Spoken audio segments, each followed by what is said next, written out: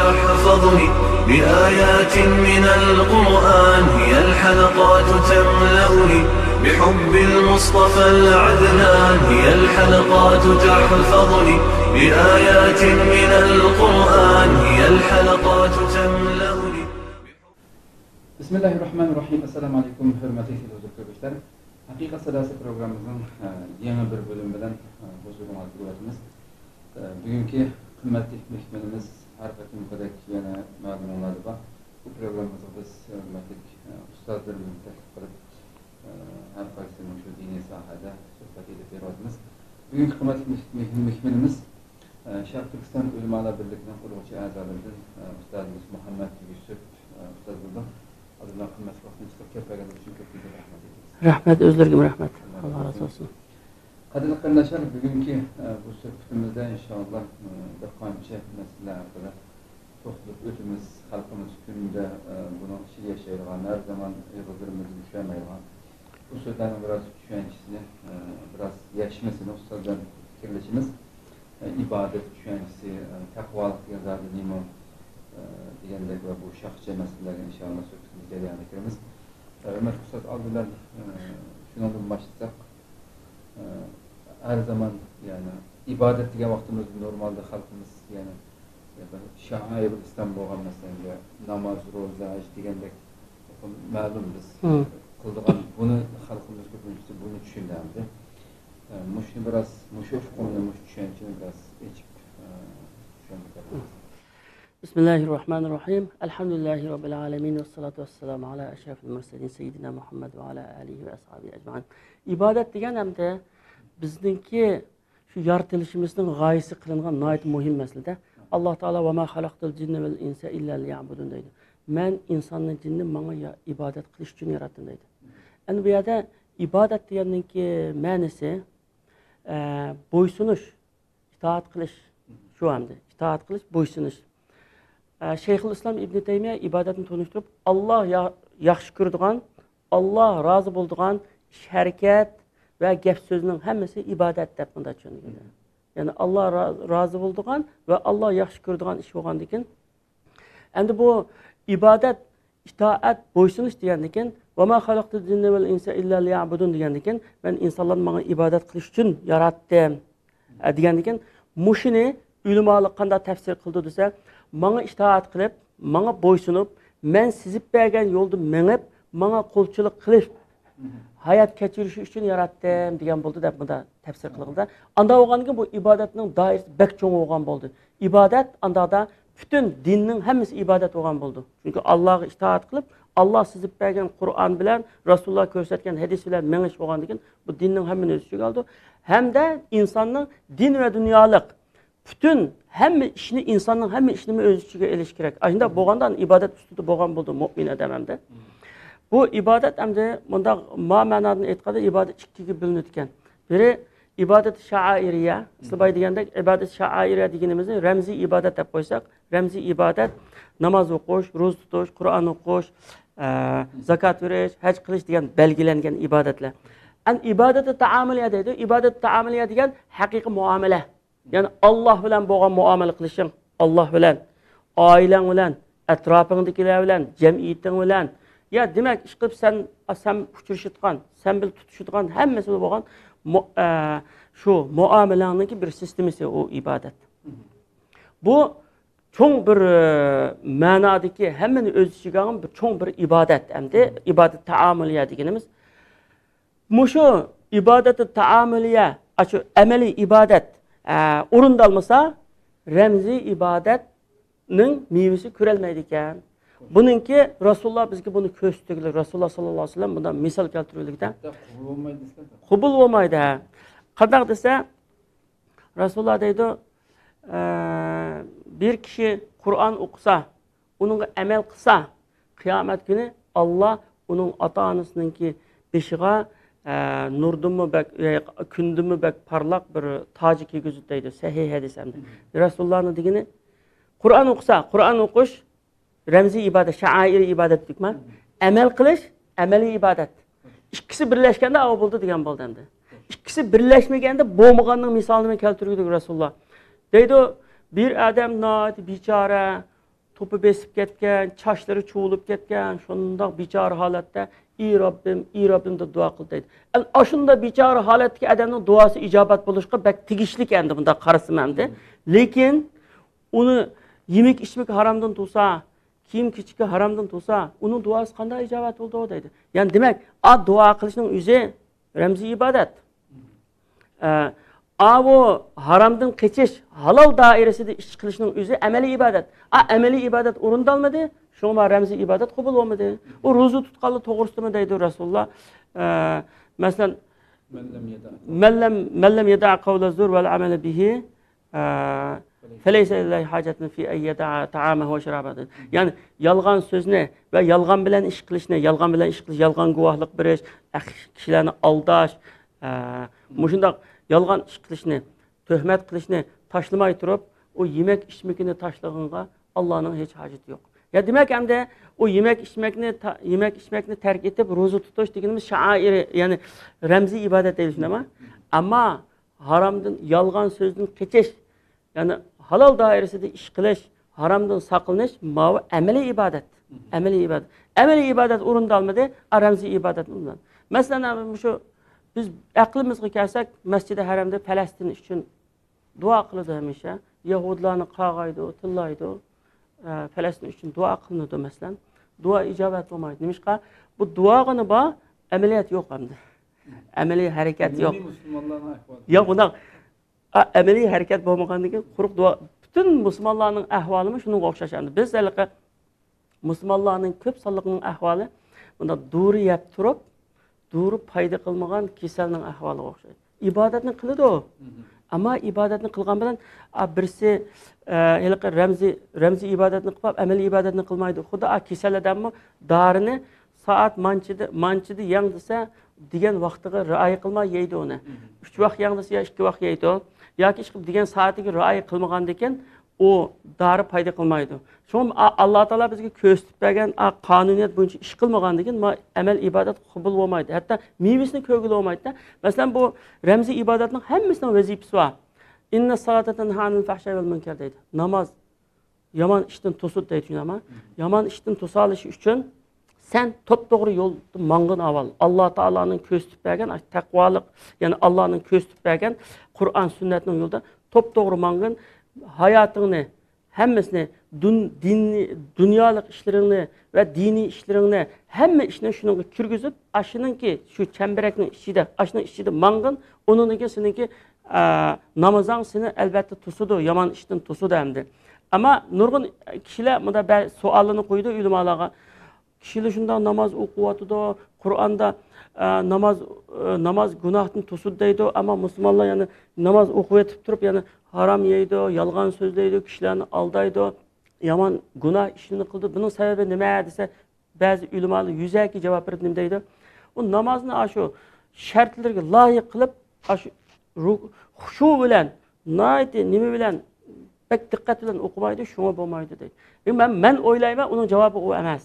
Men o'ylayman, namozni hatto o'sha haramda, shu Ramazonda shunda yig'lab turib, yosh aqtirib shunda qiladi musulmonlar, lekin duo ijobat bo'lmaydi. Masala nima? U namozni yaxshi o'qimaganlikda emas, namozni 100% yaxshi o'qiydi. Masalaning hammasi amaliy ibodatni qilmaganlikda deganimizga o'xshash. Mayli mana qancha voyaga yetkazayotayli, amaliy ibodatni qilmasak, masalan duomi shundaqku. Duo masalan duo fi'li va masalan sha'airi masalan duoni ma'naviy. Masalan biz duoni qilamiz, duoni qilish bilan billa shuningki sababini qilib, bir ishni qilamiz. Masalan Rasululloh sollallohu alayhi vasallam masjidda o'tirib duo qilib yanmagan u kofirlarni Rasululloh shu jihatga billa chiqqan, hatto shu ko'nglimga tushib ketgan ayda duo qilib turibdi. U duoni masjidda qilmagan, maydonda qilgan, maydonga chiqqan, amaliyotni qilgan, duoni ikkilisini qilgan. Shu bizmi ikkilisini qilsak ham bo'ldi ya. Bakar o nima qilmay o'tirib masjidda o'tirib duo qilaversak bu amal bu bir misol. Boshqa ishildimi shunda shu boshqa. Mayli zakatda olsun, boshqa ishda olsun, mayli million pulni taqib o'tayli. Allohning yo'lida zakat qilib taqib o'tayli, yordam qilayli. Ammo bizning ishimiz haram nimadan chiqib, halol yo'lda Alloh ko'rsatgan shu yo'lda, ya'ni amaliy ibodat ustida. Amaliy ibodat deganimiz shu Allohga ketib borgan bir dag'dam yo'l hamda top-to'g'ri Qur'on ko'rsatgan bo'yicha yo'lda mangan odam amaliy ibodat ustida bo'lgan bo'ldi. Bu odamningki yetishi, ko'ngil etishi, sayohat qilishi, tamoq yeyishi hammasi ibodat bo'ldi. Chunki u odamning asos maqsad nima? Alloh ko'rsatgan bo'yicha, Allohga itoat qilgan holda, Alloh taolo sizib bergan siziqning ichida mangaman deganni niyat qilib ashunda mangan degan Alloh yo'lida bo'lgan bo'ldi. U odamning hamma narsa ibodat. Haqiqiy ibodat. Ma ibodatni qilmay turib, ramziy ibodatlarni qilib qo'yganning foydasi endi bu dunyoda mevasini ko'rgili olmaydi. Endi Allohning dargohida qabul bo'ldim, bo'lmadim biz bilmaymiz endi uni. Oxiratga borganda bilamiz. Ammo bu dunyoda qarab olsak, mevasini ko'rmayapmiz shuni.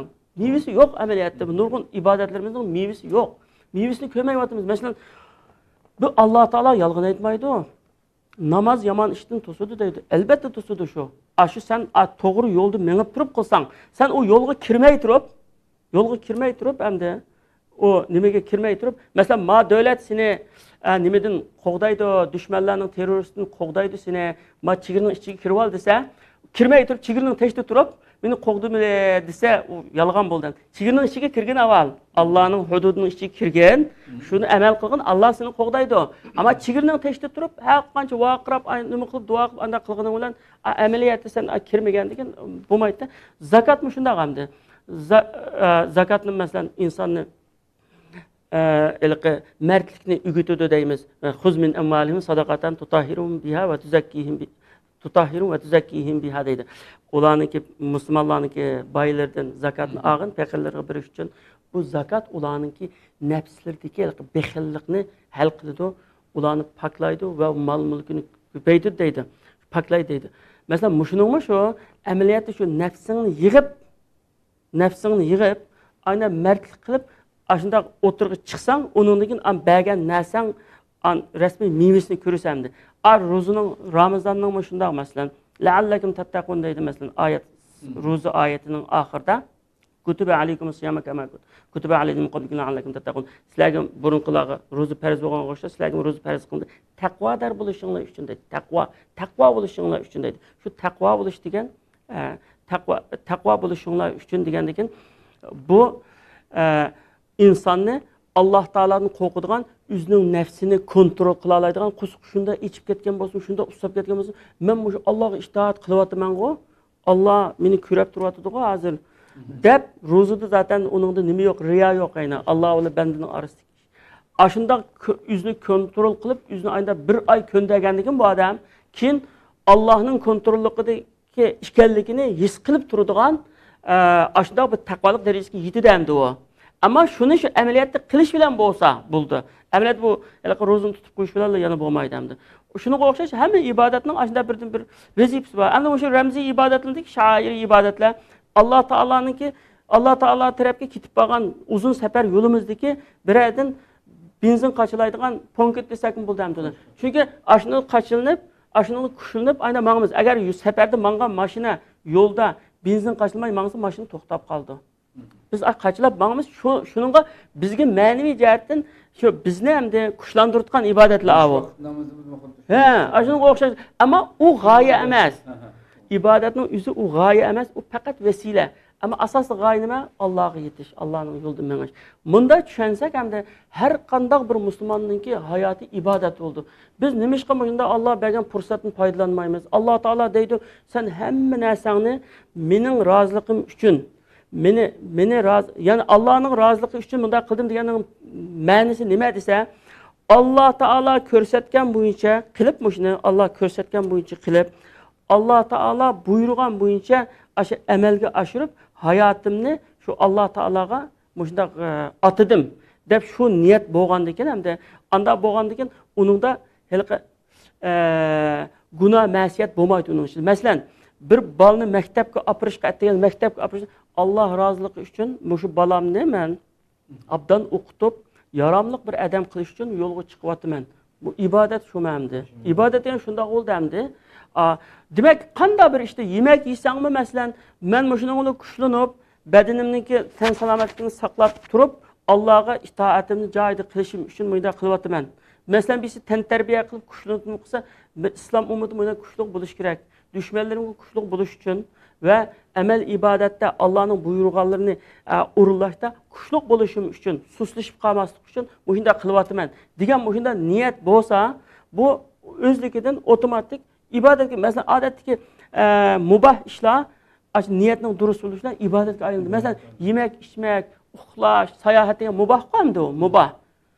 Ama aşını şu yaxşı niyetiyle ibadetke öğrügülüldü. Allah Teala bizge şunda yaxşı fursatını birgilik. Anda boğanı ki şuna niyetin durus bolsun, Allah Teala'nın yoldu men degen, Allah Teala'nın yoldu men degen gapni her kıtım oylasan günahtan saklanısı çokum. Ben Allah'ın yolda gitip bağı adam kanda kılmam, nefsimini küçüğünü kontrol kılay deydi. Günahtan saklandı şunda olap Allah'ın yolda durus mağdu insan. İşte o yolu muşu hemde. Lekin o şu emeli ibadetini kılmay, ama da remzi ibadetinden mesele hal bulmaydı hem de. Muhammed Ratib'in Nablisi de bu Suriyelik bir alim var. O alim deydi, bazı insanlar bir günde 5 katım Allah'a bağlandı deydi. Bazı insanlar 24 saat Allah'a bağlandı deydi. O kandak dese, 5 katım bağlandığı adam 5 vakit namazının vaxtida Allahu Ekber deyip Allah Teala'ya yüzlenip uçakta hakiki mümin. Namazı okuydu, Allah'a bağlandı. Namazdan şunda mı çıktı? Yalğanını etkan, haqqını aldıgan, bizge azap egen, bizning haqqını yegen, iş qilib aşu kommunistning qildigan, buddistning qildigan iş var mı? Bütün iş Müslüman qilmaydigan işni hemen qilgan insanlar var. Bunu 5 qatim Allah'a bağlandı, 5 qatim ibadet. Bazı insanlar deganga o'xshash hayatını Allah Teala'nınki programımızga, Allah belgilep bergan programning ichiga hayatını programlagan adam. Bu 24 saatning içinde ibadette. Çünkü o adamın başka garazı yok. Başka, yani bazı insan günah kılmayı demez. Günah kıp salıdı o mesela. Bazı nurgun günahlar teret ağanda, şu teret ile yuyulup gitti. Bu doğruda hedisin bayına. Bunda oldu. Bu nime emez hem de asası şu Allah'ın yoluğa kirip aynen nime kılgan adam kasten bunda aldamçılık kılmaydı, günah kılmaydı. Yani bizde şu birisi harak ise, birisi üzü şahsiyet tansığı vardı deyli, onu deydi, bunu deydi. Bir şahsi bir üzüge münasebetlik, üzü bilen gitip kalkan bir işini şurada eyiplap gitimiz. Ama başkalığı bunun zihni başkalığı berip yitidiğin işini yaman körep gitmez. Mesela bu yalğançılıkını desek, mesela bir adam bir yalğını etiş arkalık nurgun ziyan zahmetini yetküzeleydi insanı. Töhmet kılalaydı, adamını öldürgüzeleydi aşının töhmet bilen. Yalğançılıkını Müslümanlar umumen yaman körep ketmedi. Çünkü hem adam yalğın etkanlıkın, yalğançılık gümrük ketmedi. Birisi bir mesul yapqası, vay mağuyunu beşnigi anda deydi. Emeliyatta onun günahı Allah'a tövbe kılsa üzüle ütep getişin ama ben bir yalğançılık kılıp sizlere bir töhmet kıldım. Ya sizin bir dostlarının arasında sizin ben yalğan sözüyle ayırıp attım. Ya ki yalğan etip binasının manasını 15'e ağanttım ben. Vallahi lazım 15'e ağanttım. 15'e 14'e bir ay deyip yalğan etip satkan bolsam haramını nime kılgan boldum da sizini aldığan boldum. Muşu işte Allah'a tövbe kılsam, sizini ben razı kılmayı durup Allah'a tövbe kılsam Allah beni keçirmeydi. Hatta şehitnin mu, hesapsız cennet şehit mi, üstüde bir kimden hakkı kalgan bolsa, hakkını vermesi cennet kiremeydi hem de. Şunda boğan yerde bu nimeni günahını nait addi sanaş bizde şahslarının ki bunda tamam umu harak içme yaman kımar oynaşma haram hemiz haram ama şu haramның içinde yalğan aytish deganning qanchalik haram ekanligini musulmonlar his qilmaydi hozirgacha. Rasulullahning bir hadisi var. Musulmon zina qilamdi, qiladi. O'g'irlik qilamdi, qiladi. Ama mümin yalğan aytamdi, yalğan aytmaydi. Shuni da bilib kerak. Ya'ni bizningki naytda oddiy sanab kelgan ish va'daga vafo qilmaslik. Mesela bir adam saat manchiga deyishsan, paloniyaga bunda kamisa, vaqtga rioya qilgan odam ishni tashlab, ashuni udullab, programlab keladi. U sen vaqtga rioya qilmaydigan odam sening nimangda yo'q, faqat xiyolingda yo'q, uning vaqtini o'ltirsa. Buni jamiyatda insonlar ancha eg'ir ep ketmaydi 3-dunyo ellarda. Ammo shu taraqqiy qilgan davlatlarda naytda yomon ko'rdi. Bizga nisbatan turklar yomon ko'rdimdi, va'daga vafo qilmaganini tushunaman-da. Masalan, har bir şey randov bilan bo'ldi ya. Saat 5'e keling desa 5:30'ga kelsa, o adamning achchig'i keldi. Yarım saat kutib o'ltirdim dedi. U adamning umri 5 yarım saatning ichida Alloh taologa hamd va sano aytsa, necha ming hamd va sano aytib bo'ldi. Yarım saatning Qur'on o'qisa, bir ashki par Qur'on o'qib bo'ldi. Nurg'un ishni qilib bo'ldi. Ash ishni Aşı adam tutulab saqlab o'ltirdi, aşı adamninki vaqtini yeydi. Endi hozir mal o'g'ilgan o'g'rini shunday yomon ko'rdi xalq, kishining umrini o'g'ilgan o'g'rini yomon ko'rmaydi hech kim. Va'dasiga vafo qilmagan yolg'onchi odamni yomon ko'rmaydi. Shu bizda mushundaq kasalliklar bo'lganligi uchun bizningki bo'liqi udxulu islom kafa degan oyatda nima qilgan o'xshash %100 kirib bo'lamagan derdi. O'zimizga ziyon pul ketmaydigan bunda ibodatda birinchi sapda namozda haramga berish deganmi oson hamda puli bor odamga qiladi. Ammo bunda xalqi adamdan iroda talab qilgan, pul talab qildigan, bunda muhim jiddiy masala kelganda musulmonlar aytib pasib endi. Pasibda biz shu Alloh taoloninki amr farmonlariga hammasiga amal qilish kerak endi. Hammasiga amal qilsang, mayli ramziy ibodat bo'lsin, amaliy ibodat bo'lsin, shu hammani joyida qilsak, shu chaqda rasmiy endi Allohning yo'lida mangdim degili bo'ldi, yuzimiz qizarmaydi, yuzimiz oq bo'ladi. Hozir endi biz bir yolg'onchi ahvolda turibdi. Men ibodat qilman deymiz, 5 vaqt namoz o'qiyman deymiz, ro'za tutaman deymiz, Ramazon kelsa hamma ibodatni joyida deymiz, ammo amaliy ibodat eng muhim bo'lgan amaliy ibodat kelgan vaqtida shada o'say ketimiz endi. Putimiz mustahkam turolmaydi. Anda bo'lgandan keyin shu qilgan amal ibodatlarimizning mevasini ko'rolmaymiz. Mushu dunyoda mevasini ko'rolmaganligini o'ylayman. Mushu dunyoda mevasini ko'rolmagan odam oxiratda qanday ko'radi uni? Ana mushu dunyo oxiratninki bir etizlik hamdi. Mushu dunyoda ishlayotgan dunyo hamdi. Mushu dunyoda ko'riladi ba'zi mevas, masalan, amal ibodatning mevasi axloq. Har qanday odam masalan bir namozga boshlab 40 kun namozga boshlaganida psixologlar deydigan 21 kunda bir insonning xarakteri o'zgardi deydi.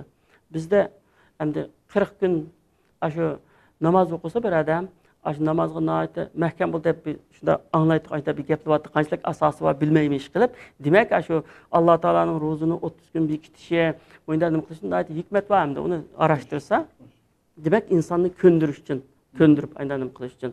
Ashuningga men ko'ngandan keyin endi ma'voyliqi Allohning yo'lida haqiqiy amaliy ibodatga kelganda shunday kunab aynan yo'lga kirsak, nima degan yaxshi endi. To'g'ri. Hakikaten yani şu Rabbimizin şu sözü وَمَا خَلَقْتُ الْجِنَّ وَالْاِنْسَ اِلَّا لِيَعْبُدُونَ. Muş sözüm adam oylansa yani fakat ve fakat ibadet kılış. İbadet için yarattım degani mi? Ya insan nasıl deganda ramzi ibadetlerini bir insan 70 yaş kirdiğin bir insana eğer de ramzi ibadetler ibadet sanalsa toplam yığıp gelse bir insan 30-40 yıl ibadet kıldı, namazını, ro'zasini yığıp kelib qolsa, bir qancha yildan tugab ketadi. Çünkü ana hayat ibadet bo'lish kerak hayat. Hayat ibadet bo'lish kerakda, ama shu deganda her bir fursatimizni bir mubah ishni shu niyat bilan agar mu'min ibadet yetkazib bo'ldi. Umar radhiyallohu anhuning bir so'zi var, hatta uyqu holatimdanmi xuddi uyg'oq vaqtimda qanday Allohdan savob umid qilgan bo'lsam, uxlayotgan vaqtimda umid qilaman. Çünkü işinibda o'zining albatta. Maşallah. Aynen mushu so'z butun musulmonlarga ulguda endi. Nimishqa Umar radhiyallohu anhu o'zining hayotininki qaysi saviyada ketib qolganligini, o'zining Allohning yo'lida ekanligiga ishonibdi endi u. Biz mi aynan ishini alaydigan bir ish qila olsak, kashki. Rabbim inşallah hakikaten hem tesiş emezse bu fakat bir tamak yiyotgan vaqtida bir insonning niyatini durustdan bo'ldi. Kichkina bir niyatni qalbimizga keltirishimiz bilan shu yegan tamoqimiz bilan ibodatga aylanib ketishi Rabbimizdan tutilgan. Şuna endi bu niyat deganning asosi har qanday bir sahih hadisning birinchi hadisi innamal a'malu binniyat. Sahih Buxoriy shunun boshida, Sahih Muslim shunun boshida. Bu dinning bir asoslaridan bir asos. Amal, ibodat niyatga bog'liq degandan keyin bu niyatini durust qilib, ashunda qilsang foyda topsan. Ammo nurg'un jafon tatib niyating durust bo'lmasa, bakar yoziq endi. Andaki bu ibadet meselesi planlaşkanlık yeni bir nasıl ismi var. Bazı bu ikisi birbirine şu tahammül, muamele ibadetler bilen ramzi ibadetler ikisi muamele doğru olmasa ramzi ibadetlerin ki bekitligen farz kılınan ibadetlerin ki doğru olmaydıganlık yoki mevisi ko'rinmaydiganligi. Bazı insanlarımız var. Bu din bilen ya din degan Allah bilen bendenin oturistiki iş. Sen bu iman etsen, bu başka ibadetlerini kılmasan, sen doğru olsan, rast gap kılsan, kişiler yaxşı muamele kılsan da Ama remzi ibadetlerini, bekitilgen perhiz kılınan ibadetlerini taşlar koyup, mesela rastgele insan buluş mümkün, kişilerini aldamaydıgan insan buluş mümkün, milleti kuyunduğun insan buluş mümkün. Bunun hemmesi dini noktadan karsak, bunun şu kılıvatkan kişilerini aldamaslık, millet için hizmet kılıvatkanlık hemmesi dinimizde ibadet sanıldığan şu niyetli yaxşı işler, güzel yaxşı işler. Bir insan bundaq yaşap durup, bu bekitilgen nesne, bu dini ibadet okuştan hemmesi bu işe arlaşmalar. Bu Allah bilen bendine otursun deyip, bunu ayrı etip karışıran. Bunun kadar. O bendi bilen Allah'ın arasındaki iş bununla aralashmagan degeni xuddi rasman sekularizmning fikri var endi o. Elmaniya deb qo'yamiz aynan. Bu şu Yevropada 16. asrga kelgichlar shunday qaranliq yillar deymiz ya, o'ttir asrdagi yillarda chirkov shunday mushtumzor bo'lib olib, kishilarni shu chirkovninki hokimiyati ostiga kirgizib, zulm qilib, ilm ügengen adamni xarlab, hatta şu yer şarininki aylandiga nima, yer sharini yumaloq ekanligini nima qilgan Galileo degan adam kimi ilm hukm qilib, mushundoq hadidni eshib ketganligim bo'ladi. Din nomidan butun xurofotni qilib, bu faqat ularning dini, o'sha chaqdagi o xristian dini faqat din emas. Alloh taolaning dini bu ilm fanga qarshi emas, taraqqiyotga qarshi emas. Alloh taolo hatto oyatda deydi: "Sanurihim ayatina fil afaq va fi amsma hatta yatabayyana annahu al-haq." Mushu Qur'onning haq ekanligini insonlar bilguchilar, biz mush ufqlarda nurg'un bizning qudratimizni, san'atimizni ko'rsatgan nurg'un alomatlarni ko'rsatamiz deydi. Ko'rsatib kelganlik hozir masalan Qur'on mo'jizalar deb nur milyonlarcha kitob, mana nimalar bor masalan. Demak, bu din mushunda mukammal bir din bizning dinimiz. Ammo ahmoq insonlar qanday qildi desa, ma'u Avrupa'dakiler şu Hristiyan çirkavısınınki şu zulmeden dinni siyasetten ayırıp çirkav şu ibadet kal çirkavga basın. Biz ma o özümüz siyasetimiz kılayıp ayırgan iken an terakki kılgan. Şuna ula Allah bizni yaratıp koydu. Allah bizim işimizle arlaşmasın deydi onun şuarı Avrupalı. Şu Hristiyanların aynı terakki kılgan. Biz mi aynı kısak terakki kılattık deydi. Bu resmi bu nadallık, cehalet, bu resmi ebgalıkta bu. Bu o iş andak emas. Bizning dinimiz ilim dini. Şu Kur'an Resulullah'ı kelgan dastlabki vahiyni o'qida boshlagan. Fa'lam annahu la ilaha illalloh deydi. Alloh taolaning din boshqa iloh yo'q ekanligini bil deydi. Bilmaylimda og'zingizda talqin qilib shunday ol demagan, bil ashuni bilgin bilib nima qilgan deydi. Hamma narsa bilim ustiga, bilish ustiga qurilgan. Shu Qur'on Karimni insonning aqliga va hissiyotiga xitob qiladi. Her qanday bir emrini buyurmoqchi bo'lsa Alloh taolo ya ayyuhallazina amanu iymon etqanlar deb boshlaydi. Buyurma bir narsani to'smoqchi bo'lsin, ya ayyuhallazina amanu. Ashuna bilan demak shu aqliga, hissiyotiga xitob qildi. Bunda aqloniy, aqli dil, madaniy din, ilm din. Endi buni mushu dindan ayrilib xristianlarga o'xshab dindan qutulsak biz taraqqiy qilatdik deydiganlar tarixni bilmaydigan shunda jahillar. Bu elqi Marksizmninki quruq felsefasiga o'xshash kommunizmga yetimiz deb bo'lmagan kommunizm kishilarni aldayotgan din emas. Bu dastlabda hech narsani tashviq qilmay turib tatbiq qildi avval. Rasululloh sallallohu alayhi vasallam Madinaga berib 13 yil Makkada dinni da'vat qildi. Madinaga berib 10 yil islom shariatini yurgizdi. Uni Rasululloh vafot qilib ketdi. Shuning bilan bu din Qur'onning shu ko'rsatmasi bo'yicha amal qilib, shu chog'dagi eng cho'ng ikki imperiyani İran imperiyasi, Rim imperiyasi ikkisini yiqitib, dunyoninki hamma tarafiga taqab 3 qit'aga hokimiyatini surgizdi. Din shu karomatini ko'rsatdi. Mushu tarixni bilmagan insonlar shu chog'da nima qanday bo'lib shu arablarni ko'zga ilmaydi ular. Millat qatoridami ko'rmaydi. Eng jahil millat deb qaraydi. Vahiyning tarbiyasi bilan bu tarbiyalanib chiqib, bütün dünyanın ustazları oldu. Hatta bizim ata-bobolarımızın Sutuq Buğraxanның iman etiş qıssası mı, aşı Müslümanlarınki, ticaretçi Müslümanlarınki aşınımızın təsirlenip aynı qılgan. Demek, Kur'an muşundaq, insanlarını muşundaq yaxşı tərbiyetçi qılıb etken. Biz aşağı qayıtıtqan bolsaq, əslimizge Rasulullah qanda tətbiq qılgan bolsa, sahabilik qanda düşengen bolsa, tabi'illah altın İslamның altın dövridagi insonlar qanday tushungan bo'lsa, aşı davrga qaytadigan bo'lsak, albatta bizga Alloh taolaning va'dalari keladi. Biz ilqidak yerim yoti ibodatni qilib qolib, o'zimizga ziyon bo'lmaydigan ibodatni qilib, ziyon bo'ladigan ibodatni qilmay, Alloh taolani oldigandek muyda qilib yurgandikan, nusratmi kelmaydi hamda. Nusratmi yo'q. Shuning bilan kelib, o'tirib biz ahmoqlar chiqib, anda da bu dindan qutulsak, xristianga o'xshash. Din bilan siyosatni ayirib olsak, uçağı tərəqqi qıtqan oxşayımız deydi. Tərəqqi qılğın yox anda boğalanımı. Tərəqqi qılğın yox. Məsələn, ərəblərini görüb baxay lazım. İslam dünyasını azı görüb baxaydı mı? Ya tüzük Müslüman digil olmaydı, ya tüzük bu Avropalıdaki tərəqqi qılıb digil olmaydı. Ya dünyalık yox, ya ahiretlik yox. Hem de tarlıq ikisini bir işe turuş gerekti hem de. Ya onu yapın. Bunda çalılak bulab qalğandan hem de Allah Taala'nın vədisi işinib, hem de Allah Taala Kur'an'da şunda cıqya deydi. Va'dallahu la yuxlifullahul mi'ad deydi. Allah'ın vədisi haq, Allah vədisi ki, xilaflıq qılmaydı deydi. Şunda dəb dursa, biz şu, bunda bir qıb baxsaq şunu aval, hayatımızı atap ayında qıb baxsaq, bulam degen, bolmam degen, bu əməliyyatda başını ötken, əməliyyat boğan, tarix boşunu yazgan, əməli işləmdi. Muyunda tursama, insanın için nurgun nadan insanlar bağlandı. Boğan ki şu an, Avropaga qarab aşılardan ügünüp biz mi dinni ayırsak ayında bulduğan oxşaydı deydi. Ama bu dinni hayattan ayırış deganlik intayin xatarlik demek Allah Taala qarşı çıqqanlıq bu. Allah Taala bütün insanı bana ibadet qilish uchun yaratdim desa, yo'q, sana ibadet qilmaydi, bunda din senin ayrım buldu. Bu insan ayrım yaşaydı deb Allah'a qarşı çıqqanlıqda bu acayip ig'ir gap ham bu.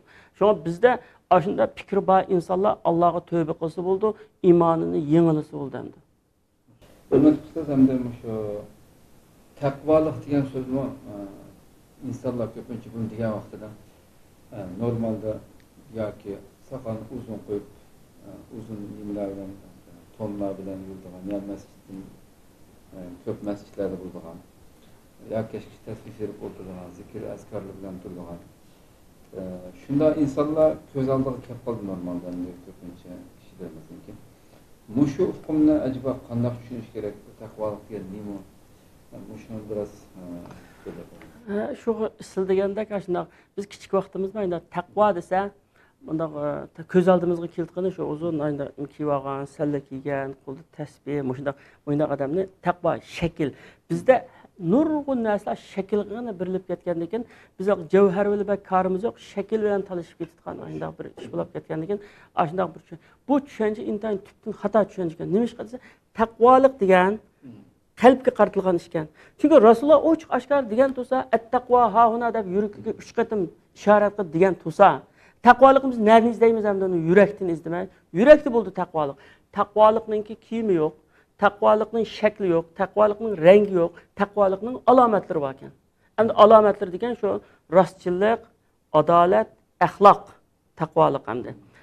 Shu Sultan Bug'roxonni ta'sirlantirib iymon etqizgan odamlar shu buddist odamlarni ta'sirlantirguchilik, shu axloq, shu durustlik, shu adolat, shu odamda bo'lgan axloq boshqa musulmonlarda bo'lgan bo'lsa bog'o dünyanın hemiz Müslüman bulup yetişişi mümkün demdi.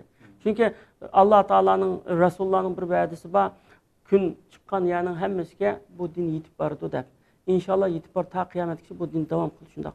Takvalık aşında nimesini, karametini kösetken vaxtıda Müslümanlar şunda dünyada eziz olgan, 3 tane sorugan, eziz olgan. Endi takvalık ne? Biz fakat şekilden izleydiğen 16. əsrdən keyin Müslümanlarda bir düşkünlük, qaytish bo'lib, Qur'onning ruhidan yiroqlashish, masjidda ibodat qilishni o'rniga xonaqaga berish, Allohga ibodat qilishni o'rniga avliyolarga cho'qinish, fan texnika haqida bir bizni kuchlantiradigan va musulmonlarni kuchlantiradigan, musulmonlarni aziz qiladigan bunda ilmlarni bu kafirlar o'qisin deb tashlab berib ayda ketgan mushunda xurofotlarga cho'kib ketgandan keyin shuning bilan bizningki tushunchimizda ruh deyotgan narsa islomning ruhiy maqomiga shakli qolgandan keyin shu shakldan bir taqvolik odam bundoq kishilarningki shakliga qarab bu deganlardan taqvolik bir inson taqvo bo'lishi shakliga ta'sir qilmaydi. Taqvolikning bir shakli, bir surati yo'q deganlar. Yo'q deganlar. Bu taqvolik deganning bunda bir shakli, surati yo'q. Masalan, bu natice kun, masalan bizning nazarimizda eng tuyan ko'rilgan bir tozaliq ishchisi yoki shunda Endi miyada o tazlıq işçisini tüven kömeydi, ma Arap devletleri de en tüven insanlı dep kürdü ya. Aşı insanların işçiden hem de şundan göherdek insanların nim kıldı. Bazı namazda bile turumuz, ajnemi tuttumuz. Ulanık aşı nimisten Allah Teala kanda teveccüh kılıvatqanlıqdan ayında bilimizki ulanın kalbinin şunda sağlam işkenligini. Şunda bir közge insanlar, közge ilmegen insanlar takva olap çıkışı mümkün. Çünkü inne akramakum indallahi etqakum. Sizlarniki en takva bolğunlar Allah'ın dergahida en hürmetlik degandikin. Biz ma hürmetni kişilerin kiyim-kechigiga, obro'yiga, shakliga qarata munda hukm qilgandikin. Allah Teala takvalık qarab hukm qilgandikin. Biz ikkimizniki Allah'a iman etib turib yana bizniki Allah Teala bilen bizning aramızda yana ma hukm qilishni istemi nima o'xshamaydi yana shunda nima kiyib qolgan hamda. Bu takvalıkning kiyimi yo'q hamda. Balki bu takvalıkni ay dixan etizde takvalık qila oladi. Üzninki shu qitir qilib, ashuni ixlos qilib, ay halol ishlab qila oladi. Bir muallim maktabda takvalık qila oladi. Mushuni takvalık degan mas'uliyat hamda kichkin tushundirmiz uni. Allah Teala bana muşu balını tapşırıptı. Muşu balınınki ömrü, vakti bana amanet. Muşuluğa şu cahide men bines ügütey dep ayında şu niyet kılıp ayında tirişsa o mu takvalık şu. Okuğucu ma muallim ettiyen tat bana bines ügütüyordu. Muşu ügütkendiği men kıtır kınıp ügüney bunu desin. Muşu mu takvalık. Bir adam bazar bines setvetip ma yalgın etsam manımancılık paydı buldu bana. Yalgın etme. Rast aytay. Xudayım bəgini bir adab ayında rastçılık olu soğudu qilib ayda bu mu taqvolik? Demak, o taqvolikninki şu taqvolikning alomatlarini ko'ramiz, rostchilik dedik ayna shu nima deyamda. Demak, o taqvolik noyibak muhim bir martaba, musulmonning yetmoqchi bo'lgan oliy bir martabasi. Masalan, dastlabda musulmon har qanday bir musulmonni mu'min degil olmaydi. Ammo har qanday bir mu'minni musulmon degil bo'ladi. Demak, mu'min musulmondan bir daraja ustun. Onun mu'mindan bir derece üstün takvalık. Kur'an'da ben izlep İnnallaha yuhibbul mu'minin, innallaha yuhibbul muslimin diyen bir ayetini tapamadım. Hiç kadar bir ayet tapamadım. Muttakin de var, muhsinin de var. Demiş ki Allah Teala mu'min bilen Müslümanı yaxşı görmeydi ama yaxşı görüdü. Lekin Allah Teala'nın muhabbetiga, Allah Teala'nınki dostluğa sazaver buluş meselesi mi ya? Dereceye yetiş. Dereceye yetmedi o. Dereceye şu takvalık bolsa dereceye yetiyordu. Hem de takvalık diyenle depket diyen takvalık diyen demedi ise takvalık asli lügat manasında saklanış diyen saklanış, günahtan saklanış, Allah Teala asilik kılışın saklanış, ahiretin azabın saklanış, üzüge ziyan zahmet yetiştiğin saklanış. Aynı da terbipleydi hem de ulemalar. Umar ibn Hattab radıyallahu anhu, Ubey ibn Ka'b radıyallahu anhu'dan soraydı. Takvalık degan nima dese, siz bunda tikenlik yolda menip bakkanmı dedi. Menip bakkan qanday mаңdыңыз dese, putumga tiken kip ketmesin dep, putumni turib mаңдым degan takvalık degan aşında ihtiyat bilan mаңasiz deydi. Demek hem de biz yığınjaqlap kelsa, Allah'a itaat qilib, her qanday üzən üstük məsuliyyətini tonub, şu məsuliyyət tuygusuyla yaşayan adam takvalık mesela. Allah Teala'ya kılışqı tegişlik ibadetimiz var mesela. Allah'ın hakkı var bizde. Ata-anamızın hakkı var. Ailemizdekilerin hakkı var. Ballarımızın hakkı var. Qoşnumuzun hakkı var. Dostlarımızın hakkı var.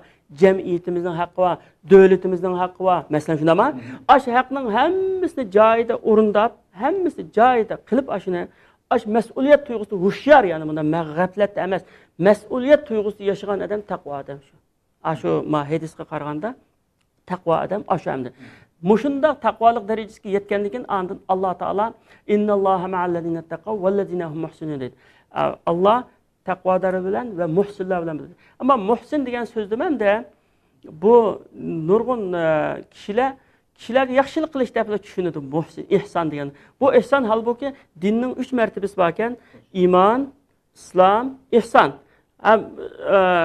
Nurgun musulmonlar biladi Rasulullah'dan Cibril kelib 3 masala so'gan yani iymondan, islomdan, ihsondan so'gan. Oxiri Rasululloh o Cibril ketgandan keyin Umar ibn Hattabga kim o kelgan desa, bilmaymiz Allah'ın Rasuli biladi buni degandan keyin o Cibril dininglarni o'rgatgil keldi dedi. Ma gap noyat muhimda dininglarni o'rgatgil keldi. Din degan andada shu din 3 degan bo'ldi. Iymon, islom, ihson. dinninki 3 tane mertebesining biri ihson, qitirqinib ish qilish. Bizda hozir hamma ishni qo'limizning uchida qilib qo'ygan bo'lganlik uchun, shu dunyoda jiq ishlarda rivoj topolmoqlik, endi oxirat ishni ayda yili-mekir bilan qilib nurg'un musulmonlar. Shunga bu mevasini ko'rolmaydi. Ammo qitirqinish bo'lsa, mayli dunyolik ishda, mayli ibodatda, ash qitirqinib voyaga yetkazib qilsa, ashu ihson darajasiga, mushu ihson darajasiga yetgan bandini Alloh taolo yaxshi ko'rgan. Innalloha yuhibbul muhsinin deydi. Innalloha yuhibbul muttaqin deydi. Innalloha ma'allazina taqav vallazina hum muhsin deydi. Alloh taqvodor bilan, muhsinlar bilan billa. Taqvolikning yuqorisidagi bir daraja muhsin. Endi buni mushuning ma'nodan aytganda, ata-onaga yaxshilik qilish deganiki va qadara robbuka alla ta'budu illa iyyahu va bil validayni ihsana deydi. Allah Taala o'ziga ibodat qilishinglarni ota-onanglarga qitirqinib xizmat qilishinglarni sizlarga farz qildi deydi. Ashadagi ihson deganni nurg'un kishilar yaxshilik deb ma'no aytadi. Bu yaxshi, bu yerdagi yaxshilik ma'nosi emas bu. Bu ash voyaga yetkazib xizmat qilish, qitirqinib vojibni ado qilish deganki, ota-onaga xizmat qilish bir vojib, shunaqa burch. Allohga ibodat qilish bir farz. Bu yerda bir farz bilan bir burch bor. Allah'a qanday ibadet qilsang, ata-onangga ixlos bilan ibadet qilsang, Allohga hamda. Ata-onangga ashunda ixlos bilan, ya'ni muhabbat bilan ashu burchni ado qilish, buni qitirqinib ado qilish degan ma'noda ayadi. Qitirqinish ma'nosida.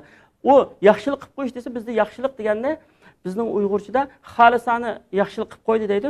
Lekin bunda badalsiz bunda yordam qilib qo'ydi. Shuni yaxshilik deydi. Bu ota-onaga qilingan xizmat hech vaqt yaxshilik emas o qarzning o'rniga to'langan bir badal o, badal. O har qancha qilsa ham to'lab bo'lmaydi, mumkin emas ku. Shunda o'g'angan o yaxshilik asli badalsiz bir qilib qo'ygan ish qilmasdan, islomga hech qanday bir yaxshilik qilmagan bo'lsa-mu, men istiga binas yordam qilgan bo'lsam, yoki uning ta'tirchi men istiga hech qanday bir ish qilmagan bo'lsam-mu, islomga bir yordam qilib qo'ygan bo'lsa, ma'lum xolisani yaxshilikda.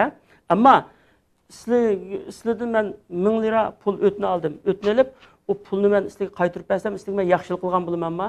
Asli sizlar yaxshilik qilgan bo'llar. Ha shunga atani shuni qo'shaydi.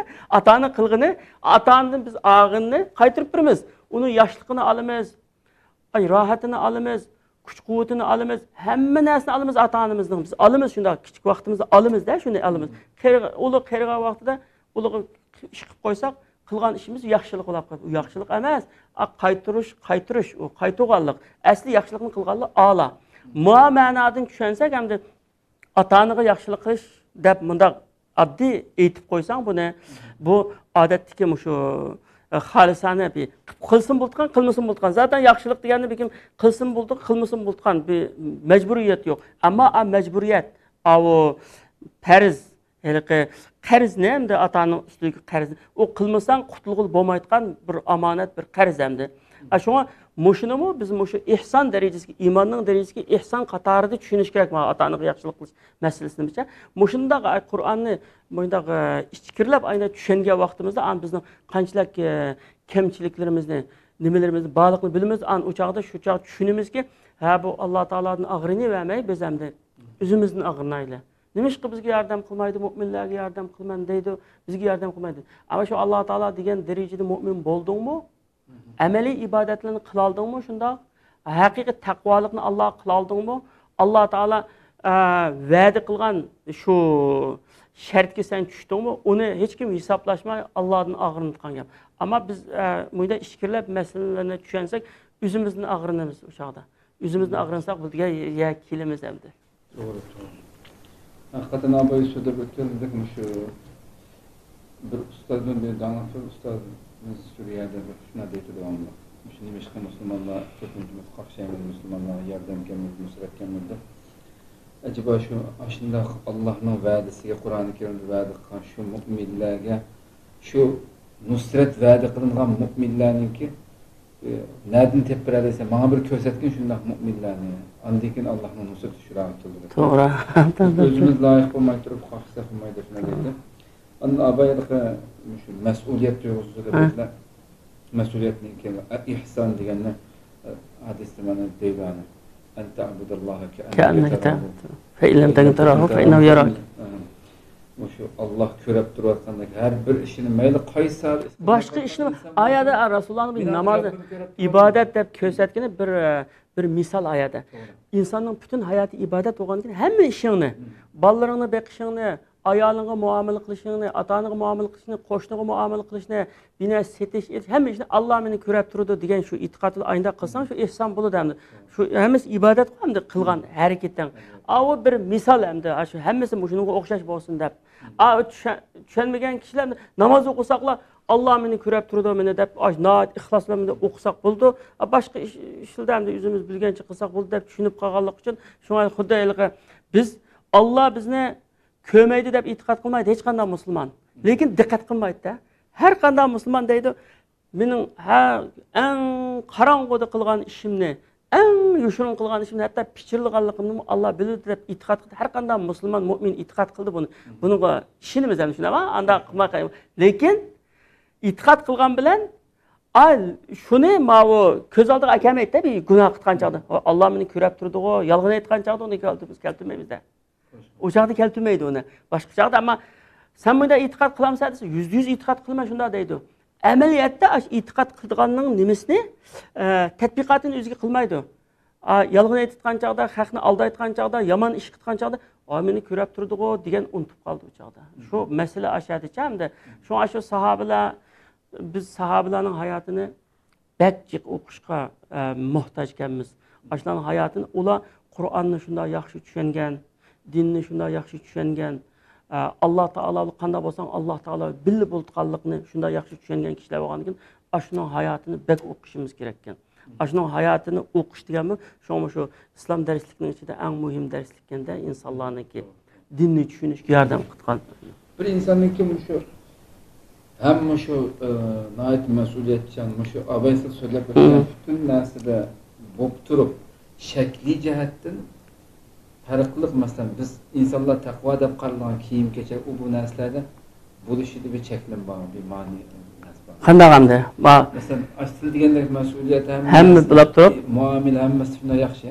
Ammo kiyim-kechak yurishtirish jihatdan farqli normal bir insonlarnikidan boshqacha normal xalq ko'rsatib isli kiyinib turibdi. Bizning xalqimiz dunyoning hamma yerida masalan shayxlardagi masalan bir xil kiyim-kechish shakllari bor. Yoki sahobalardek yashaymiz biz deb buni Xudo qilishimiz mumkin.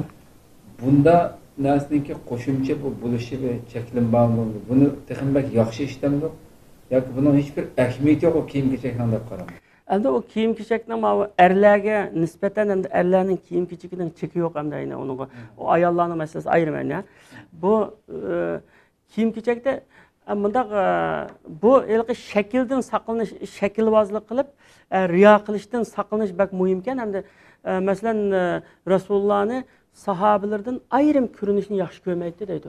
Bo'lmasa Rasululloh degan bundaq rasmiy mumayyiz alayda farq qilinib turadigan muhimda bo'lish kerak-da. Hatto masalan xalifalarning bir mehmonlik kelgan vaqtida kishilarga o'tsa, "Qasonlar xalifa" deb o'qisa, o xalifa onun etini tutgan adam bo'lib chiqdi masalan.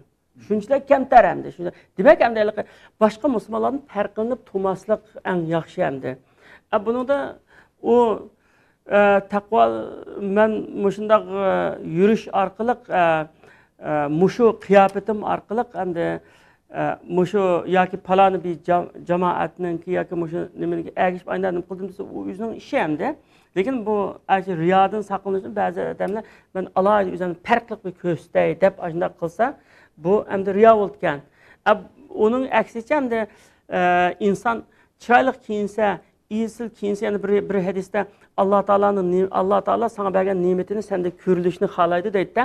Allah Taala shunda boylik versin, shu kona yetlik kiyimli bilan yursimi, yana bo'lmaydi hamda u. Xuddi Allohning ne'matini ko'rsatmagan bo'ldi. Endi men kiydimda balki boshqa musulmonlarning noit farqli o'zini ishqi bunda taqvo, qattiq taqvodek bunda ko'rsatib, hatto aynan shu taqvolikning bir qoida bor ekan. Agar shu riyoga sal yiqilishib qolgan ish bo'lsa, taqvolik qilgan ba'zi ishlarni hatto bir kechida namoz o'qiganligini, kechida namoz o'qiganligini boshqa bir kim o'qib qolgan bo'lsa, o kechida o'qimagan namozini deganlar bor ekan-cha. Shu riyoga nima qilib qolmasin deb. Ayna deganlar bor, mubolag'a hamda. Ayna. Demak, o kiyim-kechakda hech qanday bir o'lcham yo'q ekan hamda. Uningda biroq hamda musulmonninki bu ilqi Yevropalikdek musulmon yigitlarning hamda cheshini uzun qo'yib olib, ilqi nimalardek, artistlardek bunda qilib yursa, ilqi musulmonlarning balasiga yarashmaydi ish qilib, ya'ni umum xalq, avam xalq, umum xalq qanday shu xalqning urf-odatida qanday chiroyli sanalgan ishni kiyinib yurdi, shu xalqning nazarida isrofchilik, shu xalqning nazarida adabsizlik sanalgan ishlarni qilmaslik kerak hamda. Xalqninki hamda bu xalq bak muhim hamda bizning dinimizmi shu xalqning nimasiga bak ko'ngil biladi hamda. Masalan, shu Madina ahlininki qilgan ishi islomdagi dalillarning qatorida bir dalil sanaladi. Nimishka? Mu'min hammasi yaxshi, Rasulullohning sahobalari yaxshi odamlar. Uning kiyinishi, qilgan ishlari boshqa musulmonlarga o'lgu bo'la oladi. Shunda bog'liq uchun dalilni. Har qanday bir musulmon jamiyatida hamda musulmon jamiyat, Turkiyada ile, Sharqiy Turkistonda ile, boshqa O'rta Osiyoda ile, umumiy musulmonlarningki bunda umum musulmonlar yaxshi deb qaragan, go'zal axloq deb qaragan, bizningki islomiy an'anamiz deb qaralgan shu shaklda yurish afzal hamda. Hem de onundan çıkıp başka bir şekillerde bundan qilib yursa, hem ularninki g'ururuga tekkan bo'ldi, hem ular bilan ixtiloflashgan bo'ldi, chiqib yaxshi emas hamda. Xo'sh, endi programning oxirida shu Turkiyada nurg'unlagan xalqimiz oxirgi yillarda mayli vatandagi besim tufayli bo'lsin, ko'plagan xalqimizga kelgan bo'ldi. Yani hatta en ko'p xalqimiz O'rta Osiyodan keyin qolsa mishar bo'ldi. Shu oxirgi mezgillarda nurg'unlagan to'rlarda, ijtimoiy usullarda albatta buni yaqindan ta'qib qilib turyaptilar. Mayli kiyim-kechak jihatdan bo'lsin, hamshirligimizga. Mush masalalarda jiq talash-tortishlar bo'lib ketadi. Turkiyadagi umumiy nuqtadan islomda Uyg'urlar mishar, yangi kelgan muhojirlar mishar, yerlik xalq bilan inoq o'tishi uchun har qaysi jihatlarda mayli ibodatlarimiz bo'lsin, mayli yurish-turishlarimiz bo'lsin, sizcha qanday bir yo'l tutish kerak? Endi Turkiyada biz yashayotgan xalq hamda burunma, batni burun biqanchini yapsa haqiqat nati jiqlashib ketdi. O bir tarafdan yaxshi hamda Alloh taoloning bir taqdiri bor shuningda. Biz Turkiyadagina emas, endi qaysi bir mamlakatda yashasak hamda shu mamlakat xalqiningki nazaridan o'tib shularni o'zimizni qabul qildirish, sing'ish uchun hamda shu xalq nafratlangan ishdan yiroq turib, bular mana shu Turkiyada bu hem bulumi musulmon o'zimizning qinidan hem Hanefi mazhabda hech qanday ixtilofimiz yo'q hamda. Kiyim-kechakda olsun, başka işlarda olsun, iş qilib, mushu xalqqa uyup, mushu xalqqa muvofiqlashish biz uchun nihoyat bek zarur. Endi bir millatninki dunyoda hech qanday yomon millat yo'q ekan. Hamma millat yaxshi, ammo yomon odamlar bor. Millatning ichida har xil odamlar bor. Lekin bir millatni butun ma millat yaxshi, ma millat eski degil bo'lmaydi. O millatning ichida qanday millatning yaxshi odam bor, yomon odam bor. Her qanday bir millatni tekshirib ko'rsak, o millatning ichida biz o'rganishga tegishli nihoyat yaxshi bir javharlar bo'ldi ekan. Bizningmi ularga bir tutgan nurg'un nimalarimiz bo'ldi ekan. Bizmi o'zimizni oddiy sanamasak, bizning nimamiz bor. Masalan, Turkiyada o'ylasam, mana tozlikda, pokizlikda bu Türklerden bizning o'rganib tutgan taraflarimiz birinchi tarafimiz pokizlik hamda. Onu demek ketmaydi hamda. Kiyim-kechak pokizlik olsun, hammom pokizlik olsun, uyning zalning pokizlik olsun, ko'chining pokizlik olsun, uyning oldining koridorning pokizlik olsun, mushu pokizlikda biz o'rganishga tegishli, %100 o'rganishga tegishli. Hech qanday bir musulmon millat Turklardek pokiz emas ekan. Ko'rib keldik hamda, ish qilib. Turklar birinchi hamda uningda pokizlik e'tirof qilishimiz kerak. Haramga borsa, o'sha Turkiyaning turklari har yili shu nimadan Vazoratul Haj ministrligidan eng tartibli, eng pokiz hojilar deb mukofot olgan bo'lar. Danqi bor bularning. Ya'ni Türk hojilar desa, uyga kiroga o'rtganlarmi, rohat kirolik o'rdi. Onun başka bir devletlerninki nima qilsa, bag'ilmaydi masalan. Ayndag'anda Türklarning shunday obro'yi bor. Demak, amaliyati bilan o'zi yaratdi bu sharafni bular. Amaliyati bilan yaratdi. Uningdan buningdan biz buni hech qanday talash tortishgan masala emas bu. Bu tozlikda Türklarning cho'qib o'rganishimiz kerak biz hamda. Onundan keyin ikkinchi vatanparvarlik masalasi kelgan. Bu vatani shuur, vatani tuyg'u degan bular bizdan 100 yil ilgari. Shunda bo'lsa Alloh bular bilan birga yashashga bizni nasib qildi. Mishad bo'lsa vatanimizning qadrini bilaylik. Biz vatanimizning qadrini bilmay kelgan odamni, binasining qadrini bilgan odamni yuturib qo'yamda, yuturib qo'ymaydi u.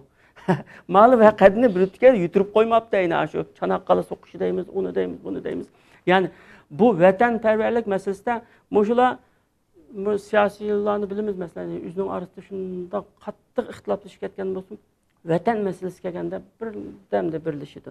Bizning bu tashkilotlarimizning qarindoshlarimiz o'zininki nafsi avorigarchiligini, o'zininki nafsini, o'zining ochchig'ini besib, aql bilan o'ylanib, men bu shu ittifoqlashgan masalaga kelganda, bu shu xalqimning manfaati uchun, vatanining manfaati uchun mayli shu xarlansammi, aziyat ichgan bo'lsammi, nurg'un intiqom ichimga to'shab ketgan bo'lsammi, hammani singdirib o'tib, mushuning birlashay deyotgan mushunday aqliyatga kelsa bizning odamlar, inshaalloh bizga Alloh yordam qiladi. Ma turklar shunday qayna. Bular shu har qancha achchiq bo'lsin bosadi. Endi mush vatan masalasi uchun burun sizlar bilinglar, Erdo'g'an bilan nimaniki davlat baxchining qanday haqorat qilganlik shundan nima bo'lgan shundan mana shu ikkisining orasida shundan vatan masalasiga kelibdi, ikkala bir yerga keldi. Jiqonda misollamdi.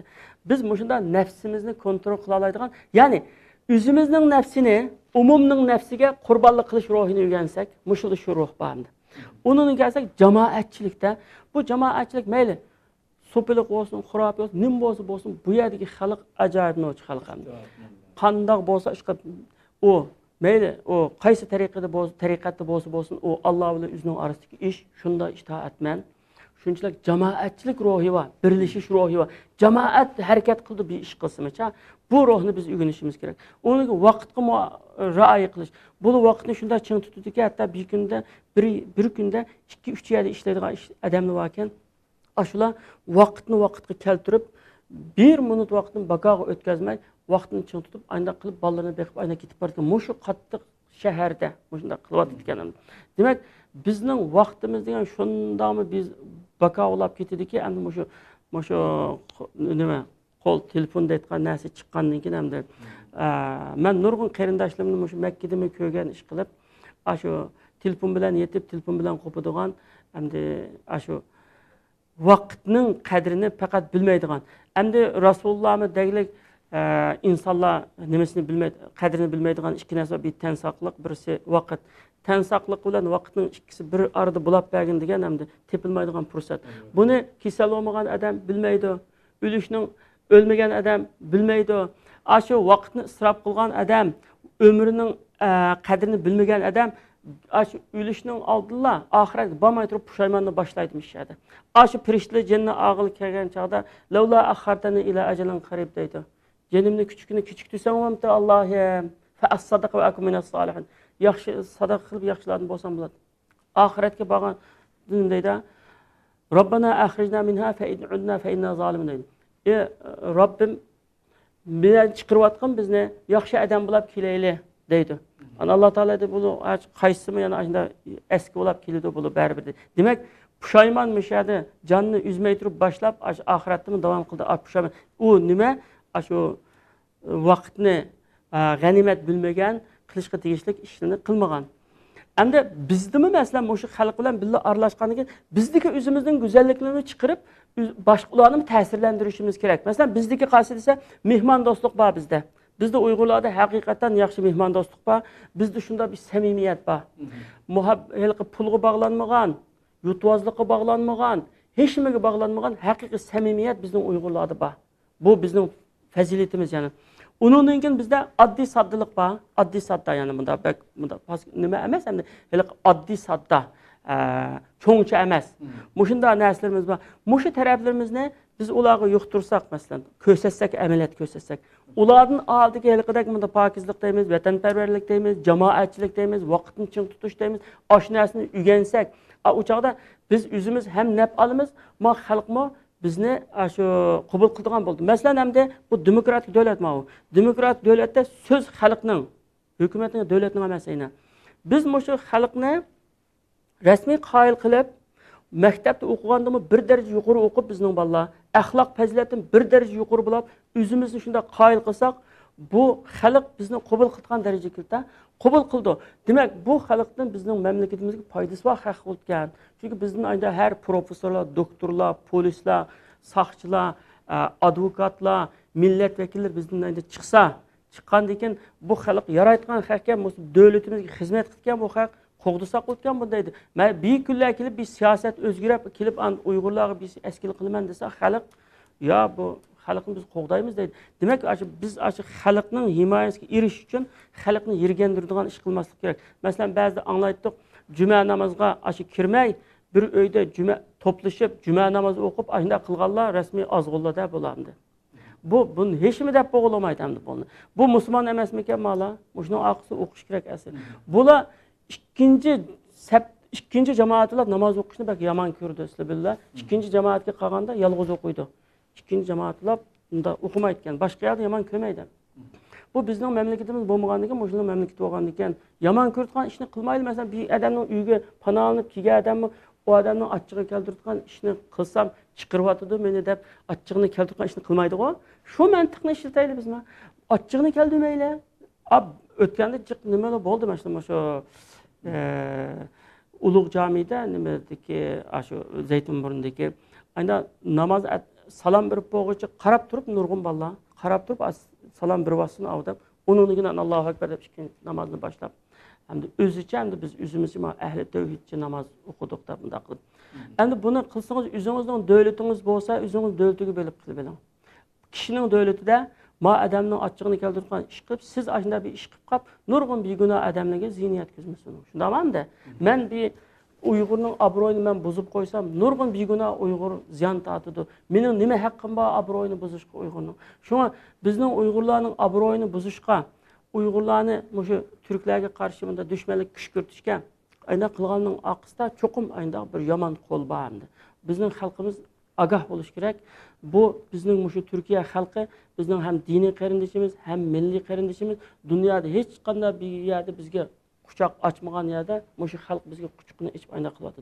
endi biz bu yerni sezsak naga boramiz endi undan shunga bizning xalq bak aqlli bo'lish kerak bak savrchanlik bo'lish kerak masalan bak savrchan bak kang qo'saq va bak aqlli bo'lish kerak axloqli bo'lish kerak ya'ni bizda javhar bor uyg'urlar javharimizni ko'staylik haqqa ko'staylik bizni ta'sirlansin rahmat alloh razı olsun yaxshi program bo'ldi qalam inshaalloh vaqt munosib inshaalloh rahmat alloh razı olsun yaxshi bir bunda fursatni yaratib ayna qilganlar uchun alloh razı olsun rahmat hurmatli qadrli qarindoshlar inshaalloh vaqt munosib bugungi programmamiz inshaalloh oxirlashdi yana bir qadam programmamiz